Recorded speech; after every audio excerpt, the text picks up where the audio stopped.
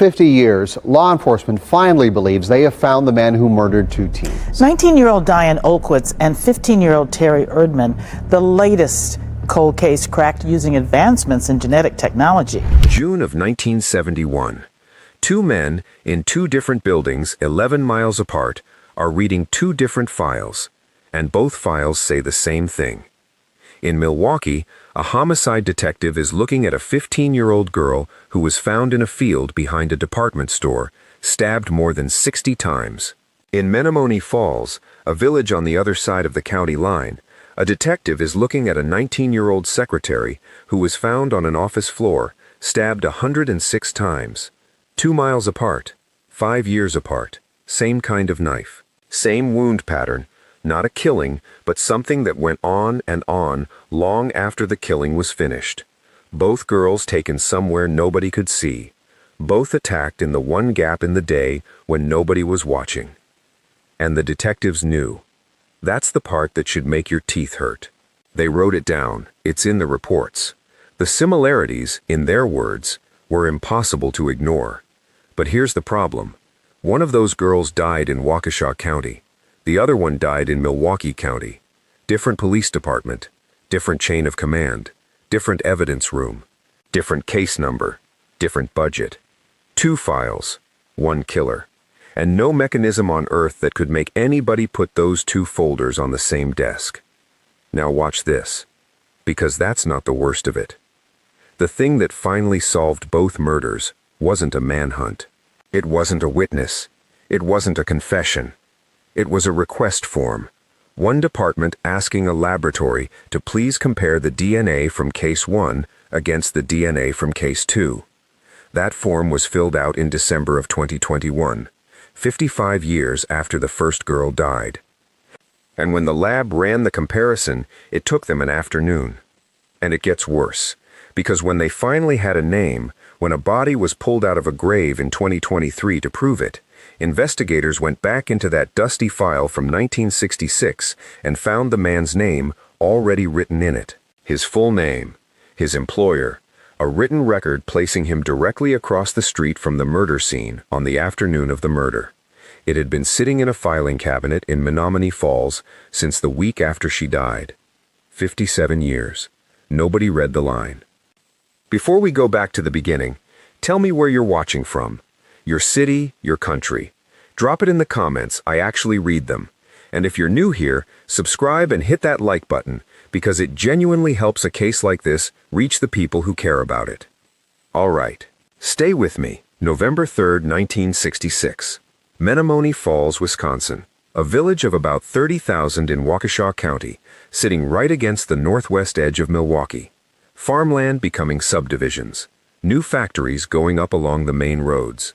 And in 1966, the village had never recorded a single murder. Not one in its entire history. Kenworth Manufacturing sat on Silver Spring Drive, a metal stamping plant. 25 employees, small. Diane Olkowitz worked there as a secretary in the front office, and she had a routine that turned out to matter more than anyone could have known. The rest of the office staff clocked out at 3:30 every afternoon. Diane stayed until 4:30. 1 extra hour, alone, to take late deliveries and answer the phone.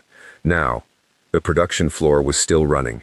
Men on machines, noise, movement. But the front office where Diane sat was cut off from all of it. A hallway and a set of heavy doors. The men on the factory side couldn't see the office. They couldn't hear it. For 60 minutes a day, in a building full of people, Diane Olkowitz was completely and totally alone. Somebody knew that. At the end of her shift, she was supposed to drive over and collect her best friend, a girl also named Diane Zimmer, and take her home. Same arrangement every day. That Thursday, Zimmer waited, called. No answer. Called again. Nothing. Eventually, she caught a ride from her employer's wife, and they drove over to Kenworth to see what was going on. Diane's car was still in the parking lot. They walked up to the building and looked in through the window. Her purse was sitting on the desk. Her coat was hanging by the closet. At 5:10, a factory worker walking through the front office area found her on the floor. The blood was on the walls. It was on the desk. it was in the carpet around her.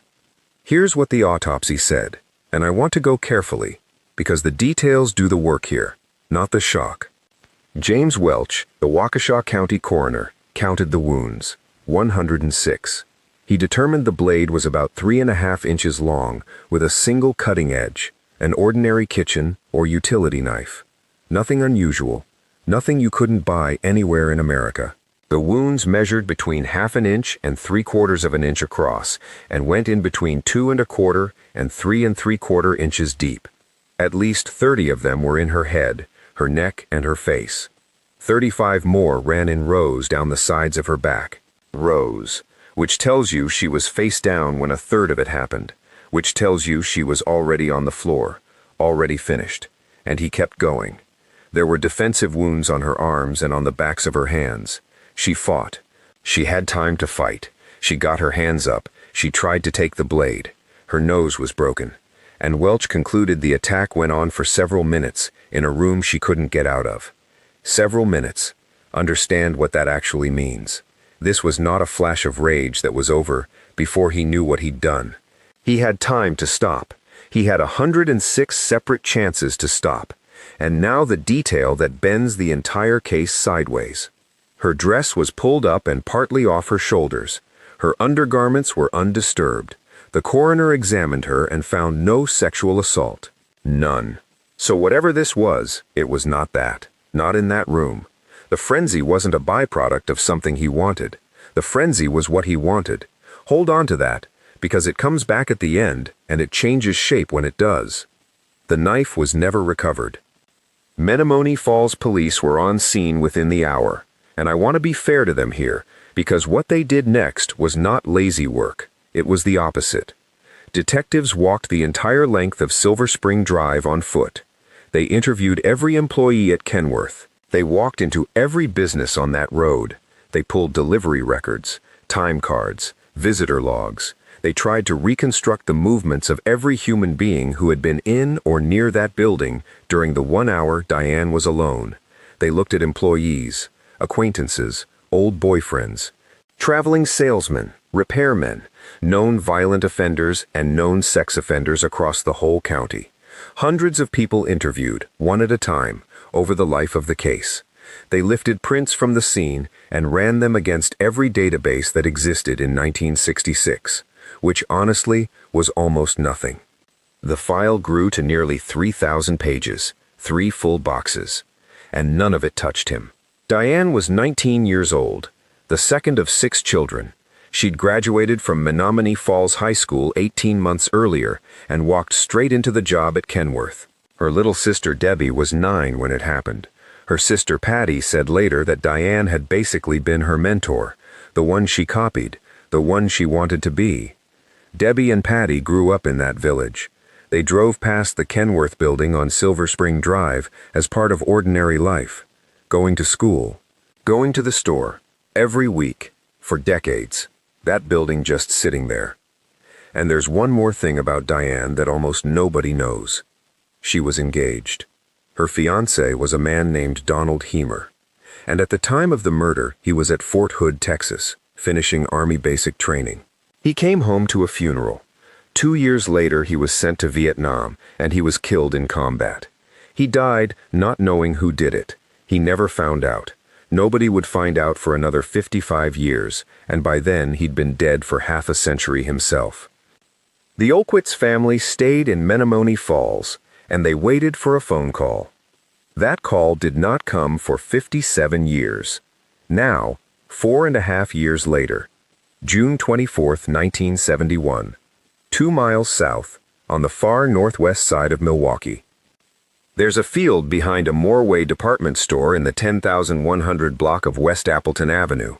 Open ground running alongside a set of railroad tracks. That leftover strip of land you get between a row of businesses and the neighborhoods behind them. And cutting straight through it is a footpath, well worn, beaten flat by years of local kids using it as a shortcut home, because going around by the road takes longer, and no teenager on earth takes the long way. That morning, somebody walking through the field found the body of a 15-year-old girl. Her name was Terry Lee Erdman. She'd just finished ninth grade at Samuel Morse Junior High that spring, and she was starting at James Madison High School in September. She was the middle of 3 children, an older brother and a younger brother. Her classmates said she was quiet, reserved, funny, once you knew her. The night before, she'd been at a friend's house near North 95th and West Rio. They were down in a neighbor's basement, listening to records and looking through family photographs. That's it. That's the whole evening. That is a 15-year-old girl's entire Wednesday night in 1971. She left to walk home. She lived about 1.5 miles away, and she took the path, the same one she always took, the same one everybody took. Somebody was on it, or somebody was waiting beside it. She was stabbed more than 60 times. She was sexually assaulted.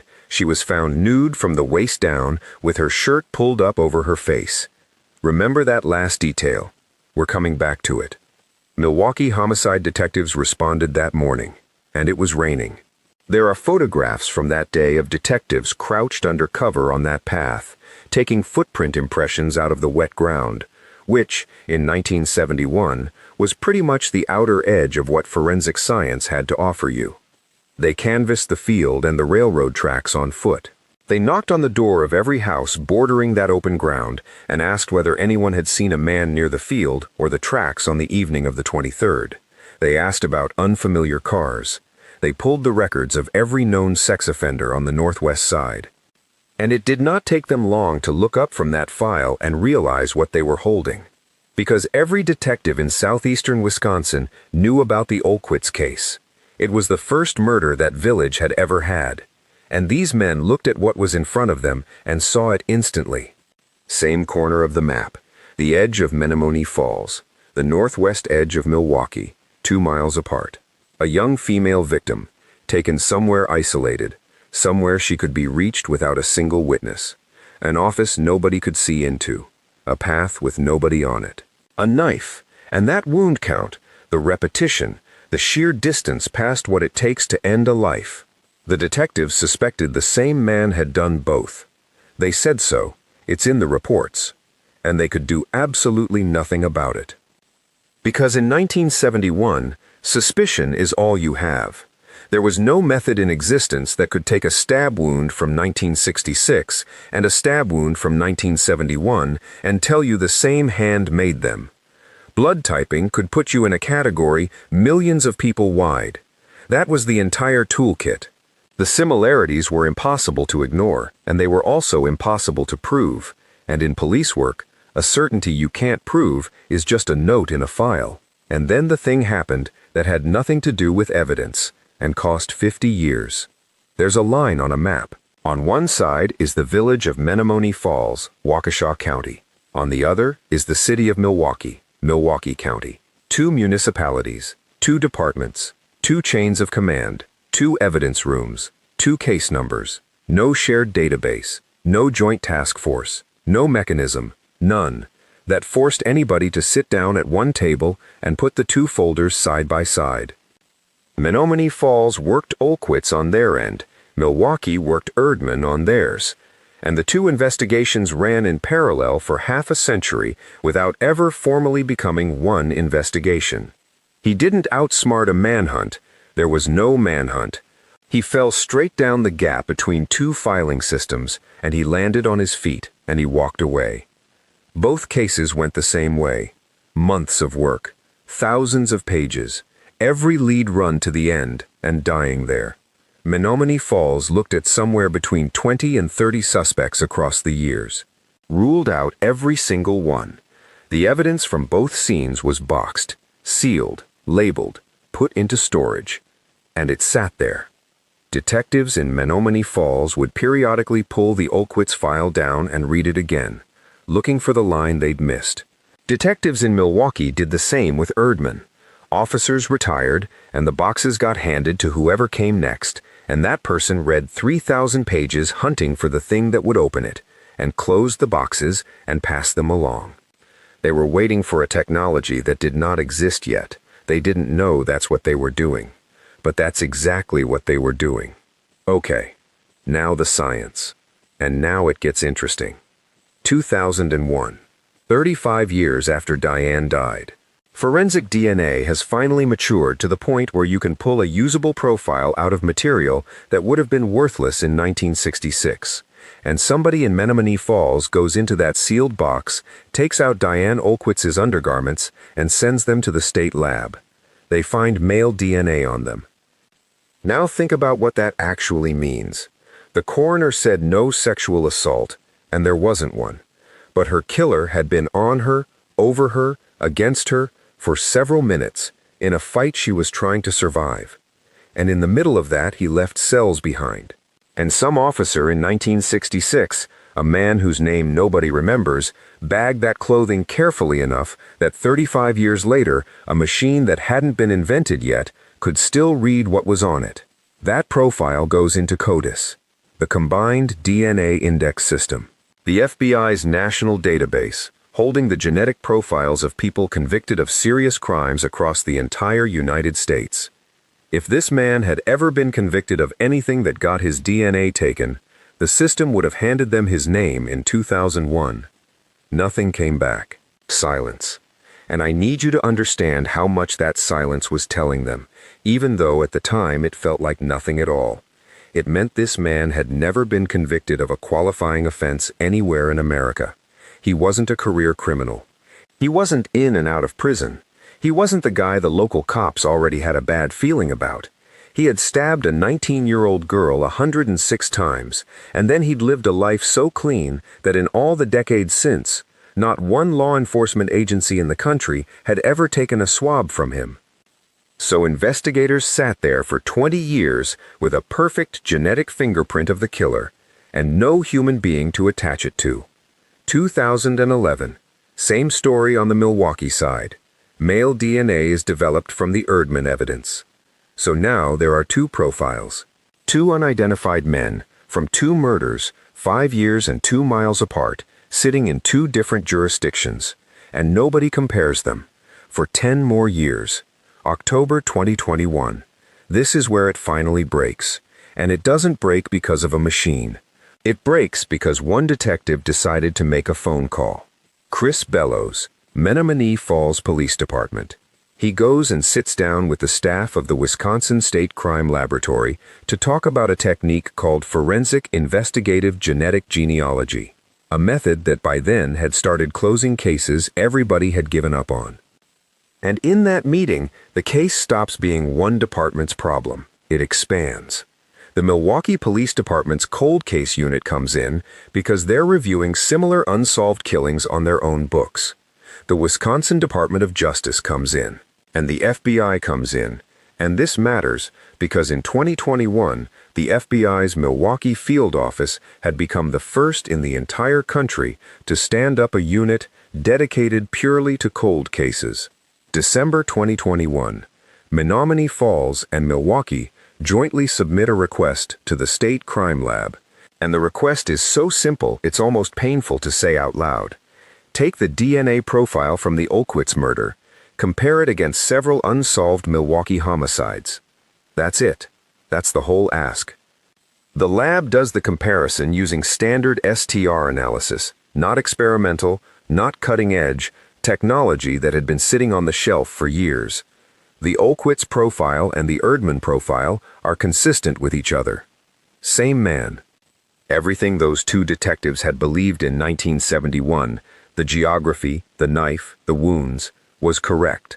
All of it. They were right the whole time. It took 50 years and a piece of paperwork to prove what they already knew, and both of them were probably dead by the time anyone did. But here's the wall. Knowing it's the same man does not tell you who the man is. He's still not in CODIS. He never will be. He has, at this point, been dead for 13 years, and nobody on Earth knows it. So they go around the database entirely.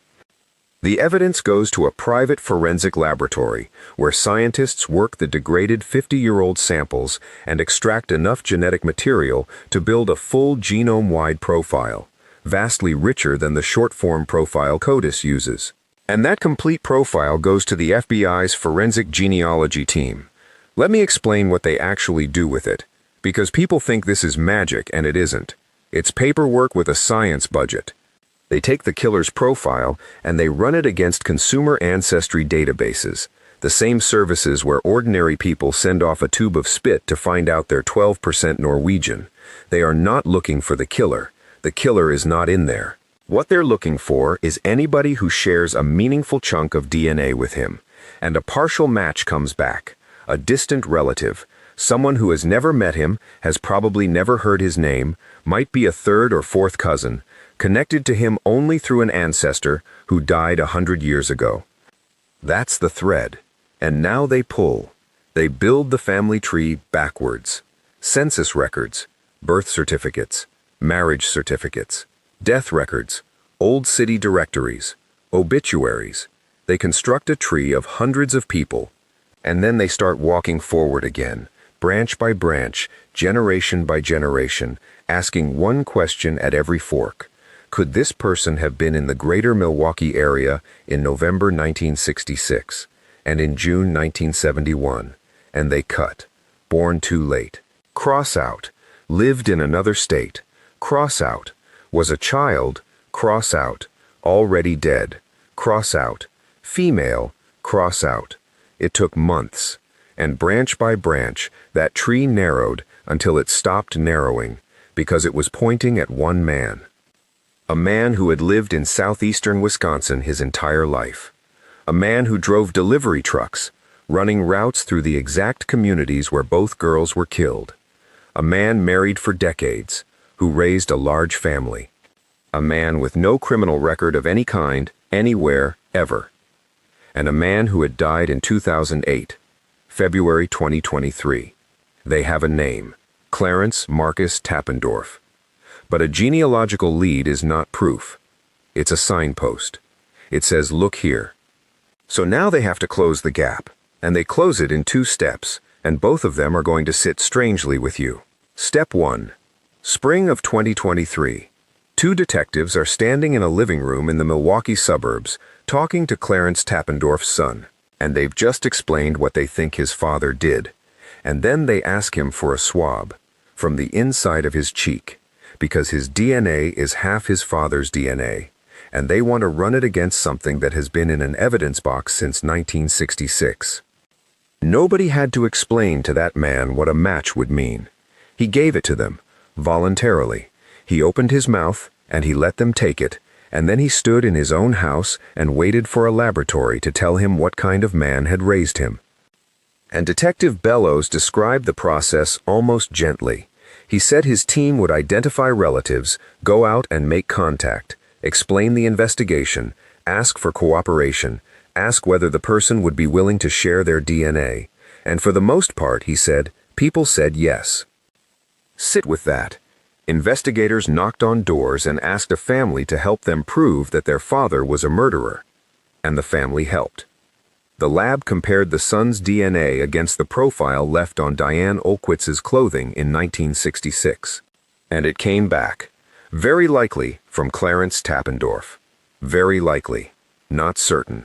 Because a son's DNA can tell you it was almost certainly his father, but it cannot fully exclude a brother or another male in that same line.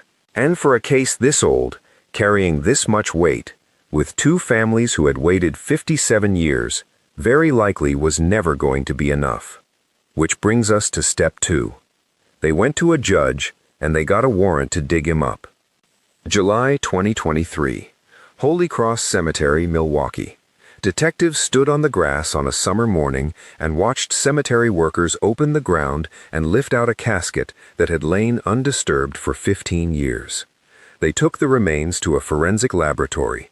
They extracted DNA directly from the body of Clarence Marcus Tappendorf, and they compared it to the profile from the Olkowitz scene in 1966 and to the profile from the Erdman scene in 1971.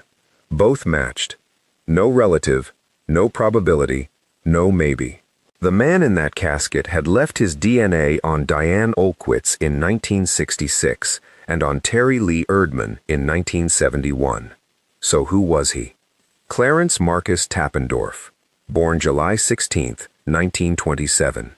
He spent his whole life in southeastern Wisconsin. He married a woman named Joyce. For most of his working life, he drove delivery trucks for Claremont Transfer, a Milwaukee-based trucking company, and his routes ran him through Menomonee Falls, through the surrounding neighborhoods, and through the northwest side of Milwaukee, regularly, weekly, as ordinary business. He and Joyce raised 6 children. He went to church. He was 39 years old when he killed Diane Olkowitz. He was 43 when he killed Terry Lee Erdman. And then he lived for 37 more years, and in all that time, no police department in any jurisdiction ever arrested him, fingerprinted him, or contacted him about anything. He died on January 6, 2008, at the age of 80. His obituary ran in a local Milwaukee paper. It listed Joyce. It listed his surviving children. It listed his grandchildren. It did not mention Diane Olkowitz. It did not mention Terry Lee Erdman. Okay, now watch this. Because everything I've told you up to this point is the story of a case solved by science. What comes next is the story of a case that never needed science at all. The single most devastating piece of evidence in this entire investigation did not come out of a DNA lab. It didn't come from a genealogist. It didn't come out of a grave. It came from one sheet of paper that had been sitting in a filing cabinet in the Menomonee Falls police station since November of 1966. Go back to those first days. Remember, this department did everything right. They pulled the delivery records. And when they saw that Kenworth was a factory with trucks in and out all day long, they did something genuinely sharp. They sent a written questionnaire to every single company identified as having made pickups or deliveries at that plant. The form asked each company to account for their drivers on November 3rd. One of those forms went out to Claremont Transfer. Claremont filled it in and sent it back. And what they wrote was this. As far as they knew, none of their drivers had stopped at Kenworth Manufacturing on November 3rd, 1966. And that was true. Completely, honestly, verifiably true. But the form said something else too, almost in passing, almost as an aside. It noted that one of their drivers had made a scheduled stop that same afternoon at a company called GM Diesel. GM Diesel was directly across the street from Kenworth, and the driver who made that stop was named Clarence Tappendorf. And then the form went one step further. It noted that Tappendorf had also made a delivery to Kenworth itself, 3 days earlier. October 31st, 1966, Halloween, which means that on the 31st of October, Clarence Tappendorf walked in through the front entrance of that building and past the office area where a 19-year-old girl sat alone every single afternoon between 3:30 and 4:30. He saw the room, he saw the doors, he saw how quiet it was. And 3 days later he parked across the street. So here's the truth of it, and it's ugly. The Menomonee Falls Police Department asked exactly the right question. They asked, were any of your drivers at Kenworth on the 3rd? And the answer came back no, and the answer was correct, and the answer was a door swinging shut. The question nobody thought to ask was, where else were your drivers that day? And the form answered it anyway, voluntarily. In writing.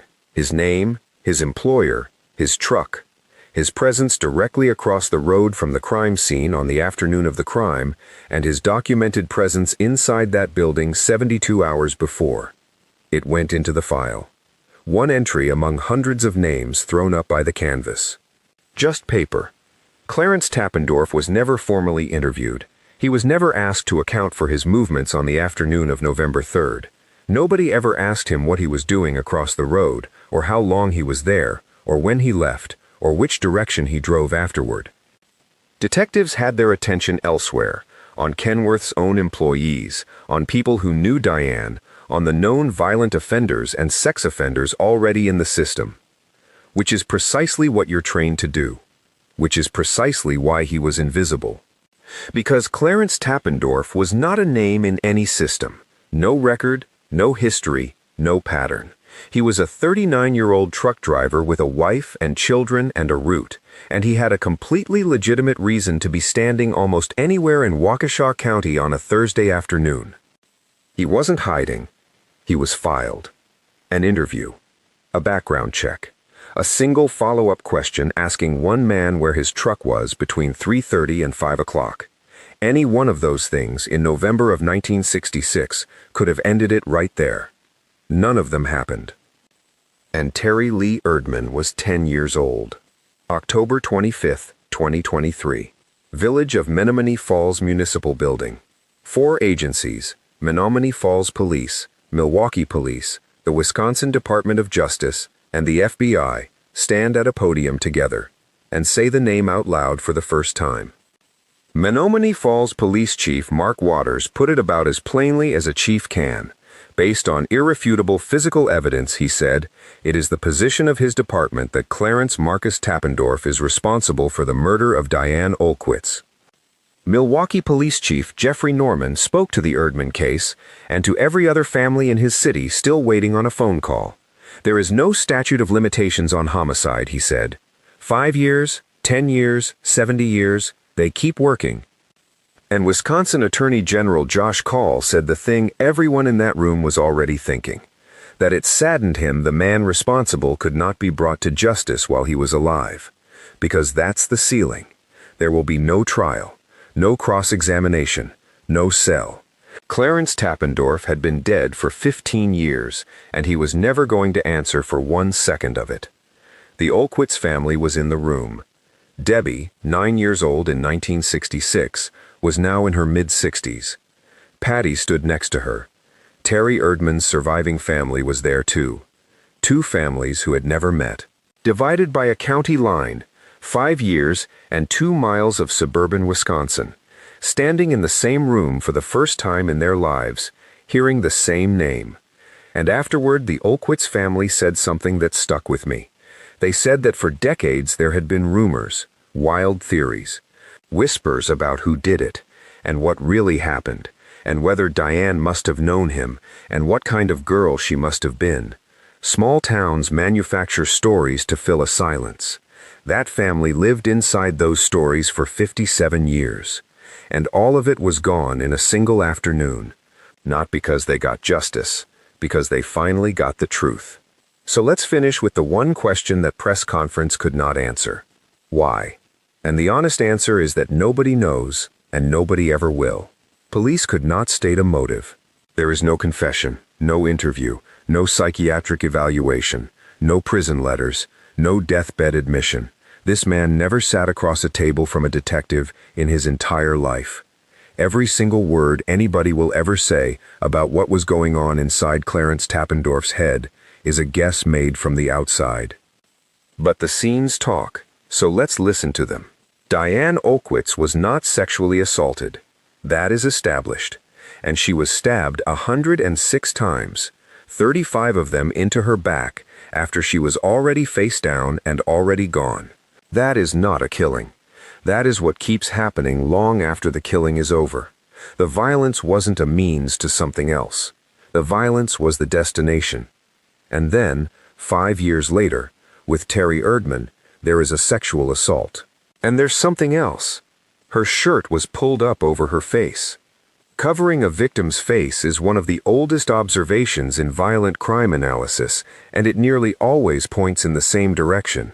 The offender did not want to be looked at. Whether that's shame, or the need to turn a person into an object, or something that doesn't have a clean name yet, nobody can tell you for certain. But it is a deliberate act. It takes a decision, and he made it afterward.